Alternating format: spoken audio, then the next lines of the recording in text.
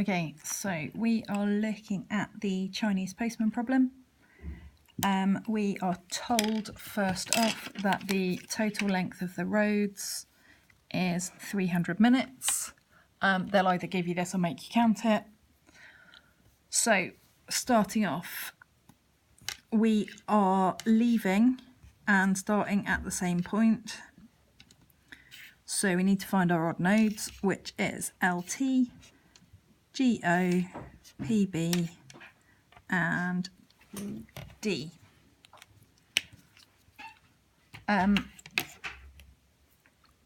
What we're looking for is writing down and actually stating our odd nodes. So our odd ones are PD, PB, LT, and GO. And then we're looking at pairing these up. So our pairs are going to be PD and PB, PD and LT, and PD and GO. So we've got the first bit, so we need the leftovers. So the leftovers on the first one are LTGO. On the second one is PBGO. And on the last one is LT PB. This is the point where actually the Dijkstra that we did on the first question is really useful, because what Dijkstra tells us is the shortest distance from PD to any point. That's what's in the box there. So if we wanted to know PD to PB, that's going to be 39. We also need PD to LT. So that's going to be this 46. And then lastly, we need PD to GO, which was 53. So the second bit we need is LT to GO, which is this 7 up here. So that will be plus 7. PB to GO is 11, 20, 23, 29. So 29 takes us to LT. And then another 7 will give us 36. So we've got our distances. So we've got 46, we've got 82, and we have 82. So this one is our shortest.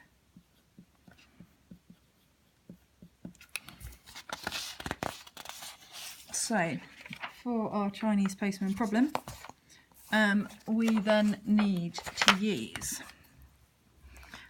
Chinese postman problem is the total, which was 300, plus the shortest, which was 46. And that should hopefully give us 346. The second part of the question is how many times does he pass through TG? So for TG, we go through it once in that direction, and we go through it a second time in and out. So TG, we are going to pass through twice. So that is A11. So TG is 2 times. And CE. Now CE is a little bit different because we go through it once going in and out, we go through it twice going in and out, but we also had to repeat the pair that is PD-PB, which is effectively taking us up here, along here, and down there. So that also is included in our repeat. So we go through this one 3 times.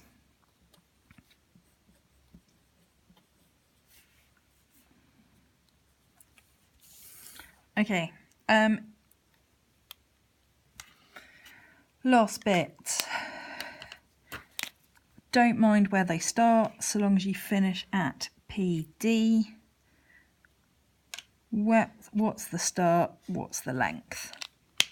So what we're going to use is this set of information here, and we are looking for finishes in PD. So which of these ones is smallest? Looking at the number, this one's going to be your smallest. So what that tells us is, so for part B, we have a start that we don't know yet. We have an end that is PD, and we have a repeat. So looking at this one here, 7 is our smallest. So our repeat is LTGO, which is 7. And this is our pair, which is PDPB. We know that one, so that's got to be the other one. So our Chinese postman problem is 300, which was our total, plus 7, which is going to be 307. So we want to start at PB, end at PD, and repeat the other bit. This is often a second part of a question with a lot less marks, or if Chinese postman problem is a question with very few marks on it. Okay, so we are looking at using the nearest neighbour algorithm, starting at AG to find an upper bound.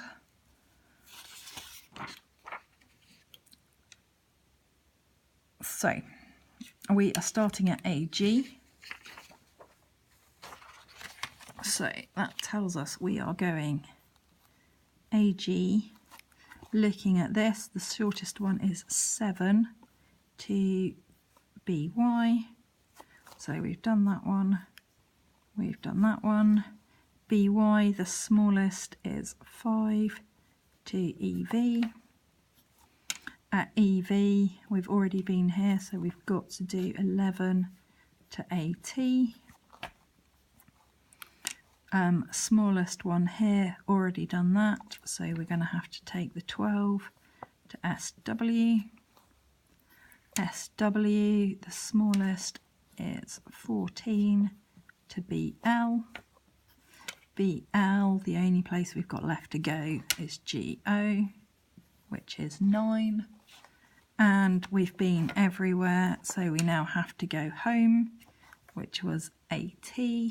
So we are looking at GO to AG, which is 8.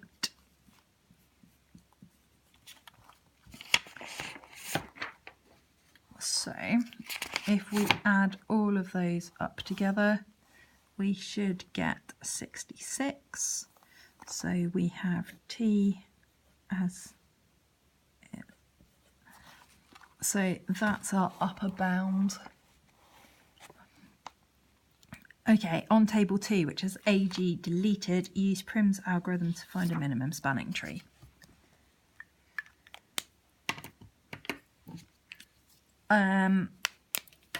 It doesn't tell us where to start, so we may as well start at the beginning. So this is our first place. If we look down, we find that this one is the smallest. So we have BY, EV is 5. So EV is our second place. We draw a line through it and we highlight it. And we look for the smallest thing. The smallest thing that's highlighted is 8. So we have BY goes to BL, which is 8. That's our third one that we've chosen. So we'll highlight that one. and cross it out. The smallest thing that is highlighted is this 9. So we have BL to GO, which is 9. So GO is our fourth one that we've chosen. Cross it out, highlight it. The next smallest one is this 11.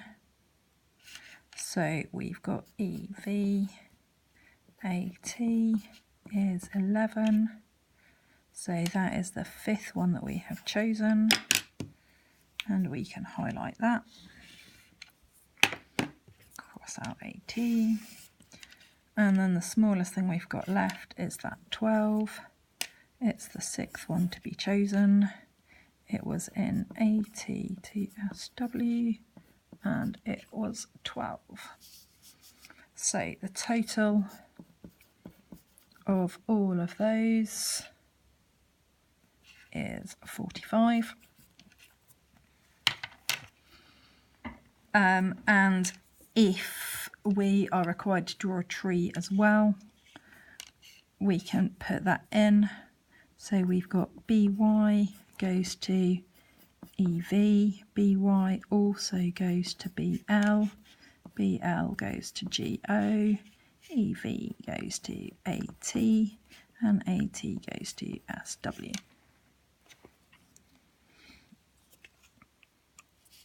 Okay. So for part 2, which would have been the last edge if Kruskals had been used? Kruskals goes goes smallest to largest. So it would go in numerical order, which is exactly the same order as we've got here. So we want our largest one, which is ATSW, which is 12.